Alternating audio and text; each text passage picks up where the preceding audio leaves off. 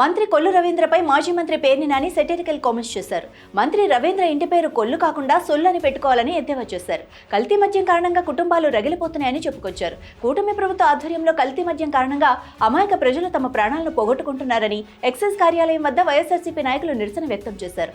సారా మంత్రి మేము నాణ్యమైన మందు అమ్ముతున్నామని అంటాడని, దానికోసం ఒక యాప్ కూడా తీసుకొచ్చామని చెబుతాడని ఎద్దేవా చేశారు. ఇప్పటికైనా నాణ్యమైన మద్యం ఇవ్వాలని డిమాండ్ చేశారు.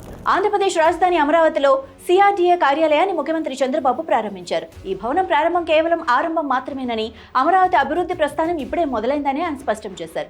ఈ సందర్భంగా రాజధాని కోసం భూములు త్యాగం చేసిన రైతులను ఉద్దేశించి ఉద్వేగభరితంగా ప్రసంగించారు. వారి త్యాగాలను ఎప్పటికీ మరవలేనని, వారికి అన్ని విధాలా అండగా ఉంటానని హామీ ఇచ్చారు. ప్రారంభోత్సవం అనంతరం సీఎం చంద్రబాబు కార్యాలయంలోని ప్రతి ఫ్లోర్లోకి వెళ్లి పరిశీలించారు. కాగా రాజధాని పనులు పునఃప్రారంభమయ్యాక ప్రారంభమైన తొలి ప్రభుత్వ భవనం ఇదే కావటం విశేషం.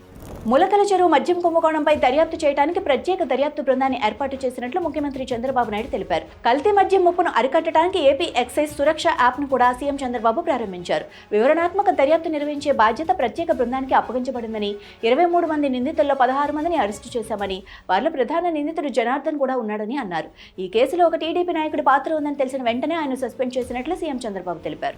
శ్రీకాళహస్తి అసెంబ్లీ నియోజకవర్గం జనసేన మాజీ ఇన్ఛార్జి వినుత కోట తెర మీదకు వచ్చారు. తాజాగా ఓ వీడియోను విడుదల చేశారు. నియోజకవర్గ స్థాయిలో చోటు చేసుకుంటున్న రాజకీయాలు, భ్రమరాంబ శ్రీకాళహస్తీశ్వర స్వామి వారి ఆలయం పాలక మండలి చైర్మన్ పదవి అంశాలను ప్రస్తావించారు. తన అభ్యంతరాలను తెలియజేశారు. తన నిర్ణయాన్ని పవన్ కళ్యాణ్ పునరాలోచించుకోవాల్సిన అవసరం ఉందన్నారు.